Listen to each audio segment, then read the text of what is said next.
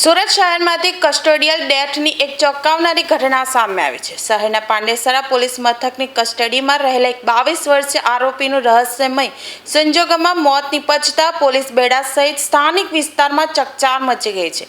દારૂ પીધેલાના ગુનામાં પકડાયેલા આ યુવકને મોડી રાત્રે લોકઅપમાં અચાનક ખેંચ આવી હતી અને બેભાન થઈ ગયો હતો. ત્યારબાદ તેને તાત્કાલિક સારવાર માટે ખસેડવામાં આવ્યો હતો, જ્યાં તબીબોએ તેને મૃત જાહેર કર્યો હતો. મળતી માહિતી મુજબ પાંડેસરા પોલીસ સ્ટેશનનો સ્ટાફ ગત રોજ પેટ્રોલિંગમાં હતો. તે દરમિયાન 22 વર્ષીય રણજીત નામના યુવકની દારૂ પીધેલી હાલતમાં અટકાયત કરવામાં આવી હતી. પોલીસે તેની સામે પ્રોહિબિશન એક્ટ હેઠળ ગુનો નોંધી કાયદેસરની કાર્યવાહી હાથ ધરી હતી અને તેને લોકઅપમાં બંધ કરવામાં આવ્યો હતો. જો કે લોકઅપમાં બંધ થયાના ગણતરીના કલાકોમાં જ આ કમનસીબ ઘટના ઘટી હતી.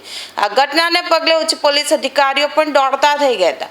પ્રાથમિક તબીબી તપાસ અને પોલીસના અનુમાન મુજબ યુવકને લોકઅપમાં અચાનક ખેંચ આવી હતી, જેના કારણે તેનું મોત નીપજ્યું હોવાની શક્યતા સેવાઈ રહી છે. જો કે કસ્ટડીમાં મોતના મામલે પાંડેસરા પોલીસે કાયદેસરની કાર્યવાહી કરી મૃતદેહને પોસ્ટમોર્ટમ અર્થે મોકલી આપી વધુ તપાસ હાથ ધરી છે.